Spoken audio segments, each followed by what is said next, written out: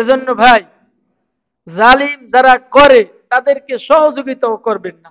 তারা আপনারে ডাকবে যে বেটা চা খেয়ে যা, আসো চা খাইয়ে যাও, অর্থাৎ আপনাকে চা খাওয়াইবে, একটা বিস্কুট খাওয়াইবে। তারপরের দিন যখন কোন একটা জমি দখল করতে যাইবে, বলবে আসো একটু ঘুরে আসি, আপনাকে নিয়ে যাইবে, আর একজনকে নিয়ে যাবে, বিশাল বাহিনী দেখাইবে, সে দেশের নেতা, জমি দখল করে ফেলাইছে, আপনারা দেখাইছে না। এজন্য আল্লাহ রাসূল বলছে, যারা জালিম তাদেরকে যারা সমর্থন করে তারা ইসলাম থেকে খারিজ, ইমান থেকে খারিজ। দেখেন, এজন্য আল্লাহ বললেন, শেষ করে দিব, আমাদের কাজ আছে, আজকে হবে না। আচ্ছা তাহলে আর 5 মিনিট করে। দেখেন, এরপরে দেখেন আল্লাহ রব্বুল আলামিন বললেন, উদখুলু ফিস সিলমি কাফা, পরিপূর্ণ ইসলামের মধ্যে দাখিল হও। আপনি গাড়িতে চললেন, গৌরনদী থেকে বরিশালে যাবেন, এক পা দিলেন ভিতরে, আর এক পা দিলেন বাহিরে। এরপরে যদি বলেন ড্রাইভার গাড়ি ছাড়েন, হেল্পার এসে বলবে ভাই পা আগে একটা ভিতরে ঢুকান, দুটোটা ভিতরে ঢুকান।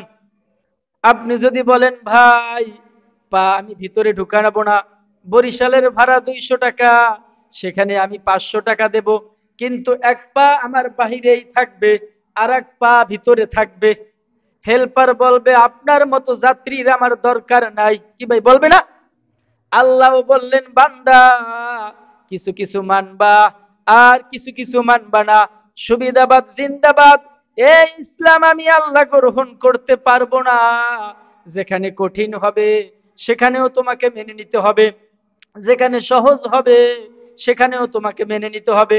এক সাহাবী যুদ্ধ করলেন, যুদ্ধ করার পরে লোকেরা বলল ওই লোকটা বীর বিক্রমে যুদ্ধ করেছে, লোকটা তো নিঃসন্দেহে জান্নাতি।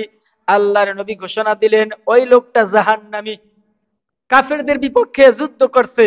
সাহাবীরা বলছে যে হুজুর লোকটা জান্নাতি। আল্লাহর নবী বিপরীতমুখী কথা বললেন, বললেন না না ওই লোকটা জাহান্নামী।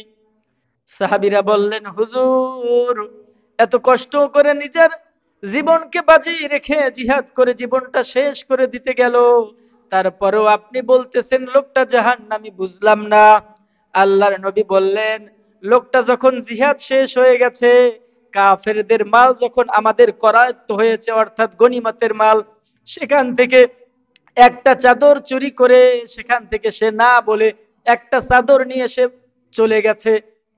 দেখছেন,